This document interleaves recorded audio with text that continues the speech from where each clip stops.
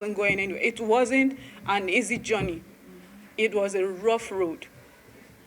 So she needed an injection to help shrink the tumor because they said they were going in for a third surgery.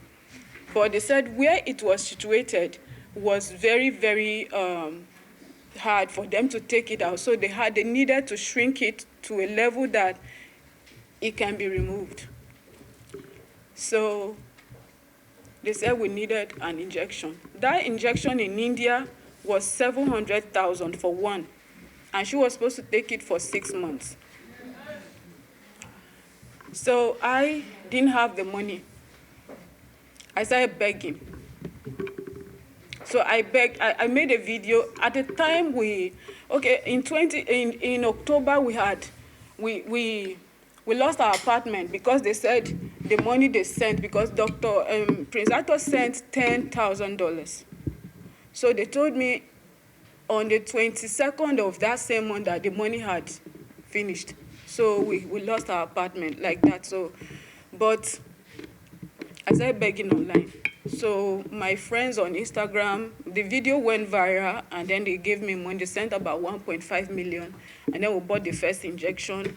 And I started calling people. I called some bloggers, and I met Miss Chika online on Facebook. And since then, she has been with us till now. So she took the injection for 6 months, and then we went for the MRI again, and they told us that the tumor had shrunk to a manageable size, that we can go home if we want to, or we can stay back and follow up with radiation therapy. So I told them we were coming home because accommodation there was expensive, 700,000 a month. So I said we were coming back home. So she and some other people actually made provision for us to come back home because we needed like 4 million for her medication. That's even for 3 months. And then we needed to open our tickets to come back home. So they made provisions and we came back.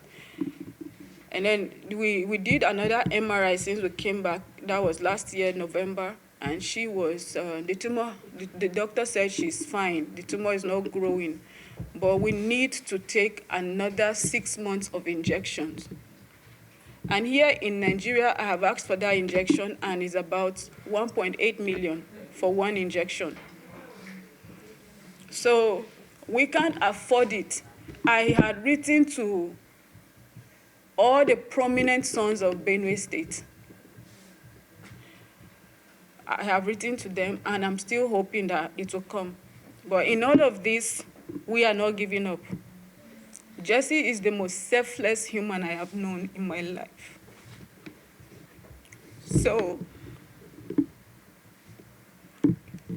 I'm going to stand with her till the end of this. I will not relent. Some days are hard, some are hopeful, but we keep pushing because I know that she will be fine. And I'm calling on the government and all stakeholders to create a better health care here in Nigeria for people who cannot afford to travel out of this country. Because if not for spirited Nigerians, people like Jessica won't be here. As Nigerians join the rest of the world to celebrate the World Tumour Day, Advocate insists that there is a growing need to promote hope and tell the truth about brain tumor prevention, care and survivorship. It's becoming an epidemic somehow. You hear that people go to bed, they don't wake up. You hear that people are in the office, they slump and die. These, as most of them are coming from the brain disorder or brain condition. Okay, so there is need for brain health to come to the center of health communication. Until that is done, we still have a long way to go. It's more than coming together to talk and then to grant interview and go back and it still remains the same. We have done a lot of interviews. We have called on the government leaders several times, but it seems nobody is hearing us. So we continue to keep doing what we are doing one day at a time, trusting that one day they will hear us and then we will start talking the real thing. Like the girl that you saw here, their story was not said. They went through hell. I also went through hell during my own sister. I begged from house to house, from estate to estate, from hotel to hotel, to make sure that my sister survived. Yes, she did survive, but we went through what I would describe walking through the death itself, not just the value of the shadow of death, but death itself. It's just that we refused, God refused for our lives to be snuffed, he had to be snuffed out. Okay, so it's not an easy road to walk. But what our NGO is doing, and some other NGOs doing what we are doing, is making sure that nobody walks this road alone. It's not a journey to be walked or to be left for one family, one person to go on their own. Some survivors of brain tumors share their experiences while appealing to the federal government to increase accessible support system for brain tumor survivors. Like constant fever, but I thought maybe it was malaria and typhoid. So I usually take that like almost every month. I will take it this month, and months, because it was coming every day. I didn't know what was going on until the left eye I was affected. That was when I went to the clinic hospital, the Indian clinic hospital along Airport Road. It was from there that they told me, oh, there's a tumor in my brain. So I will need to, as of the time I discovered it, they said it has overgrown, so I should try and do the surgery as soon as possible. So I even thought it was them they were going to do it. Then I said no, they don't do something like that there. They don't treat anything like tumor there, but they can direct me where I can do it, which was here in National Hospital. But like my sister said, now when we came, it wasn't what we were being told. I am pleading with many Nigerians to see how they can assist me, no matter how little it is. Nothing is too big or too small. Because we were supposed to have gone back for checkup, but like she said, because of funds, we can't do that. I have radiation therapy to undergo and other checkup. With my injection as well. You heard what she said. The injection here in Nigeria is very expensive, and we don't have that money. Again, we don't have it again. She spent all her savings on me. Her business is down. Everything is just there like that. Right now, we don't have any. We're only hoping on God to come through for us, because we don't have anything. We don't have nobody we can go to. Very down with fever. I went to Nigerian Hospital where they started treating me malaria and typhoid. Then I started feeling paralysis at my right hand side from the head to toe. So the doctor checked and said, this is a sign of stroke. I should go for ECG. Then I went for ECG. The result was it's not out immediately, but I should come back in a few days they gave me. I reached home. That Sunday, Monday, Tuesday, I drafted away. I entered into seizure. Then I was rushed to various hospitals in this Abuja, but there's no space for them to kept me. Then eventually we get a space at Garki Hospital where they kept me for some days and treated me. Then my family asked them to discharge me because the bill was high. So I was discharged Then they took me to Karachi. Karachi didn't allow them to bring me out. They said they don't have space. So they took me home. There, a nurse helped. Called Betama Hospital again, asked them, please make a space. I have a neighbor that's in need. So they make a space and called us. I went to Metama Hospital. There they treated me, but there's no development, there's no change. My BP was not coming, that was high. So the doctor decided, okay, go for CT scan. Let's verify what is wrong. So is this the CT scan that brought us that there's a image in the skull. So when I brought back the results, they said, oh, they don't have neurosurgeon at that time at Metama Hospital. So they refer me to National Hospital or Gwagwara, anyone that I prefer. So I came to National Hospital.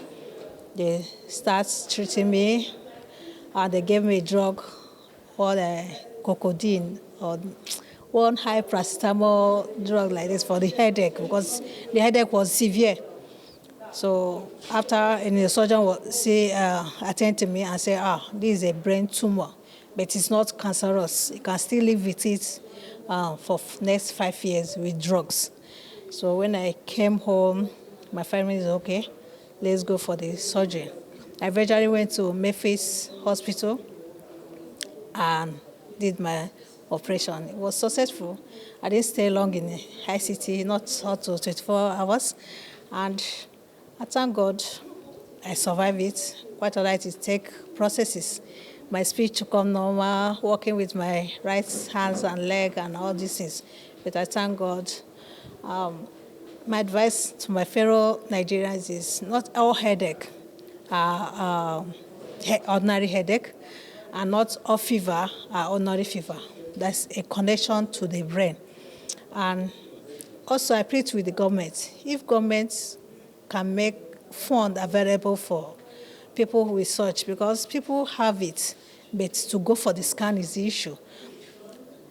After sometimes when I recover, I started teaching in the school, there's a child that always drafts away. Sometimes the teacher will come, but they said, is this something that I sent? You only went to the village and come back? I said, no, this is my experience. We'll go to the hospital. City is more cheaper. Then if you need the MRI, you can ask for funds from people, but go for this. So if they are aware that such can be provided, at least it make life easier for people to survive the brain tumor, because it's not a death sentence. My call to government is, as I said, to provide funds, like in the health center. If money is provided, like in National Hospital now, for brain tumor people, to minimize the cost of MRI and CT, it will help people to to come to the hospital with their issue, than learning that it's village people that is sending the issue and all that. Because even my family, like, it's something they send, you don't go for the surgery. I said, no, my mind is made up to go for the surgery. The cause of cancer generally is idiopathic, that scientifically is idiopathic, that is unknown. Then we're looking at the causes. We also look at, we have predisposing factors that can predispose one to brain tumor. Okay, we talk of hereditary, that is, it is gene in the nature of some humans.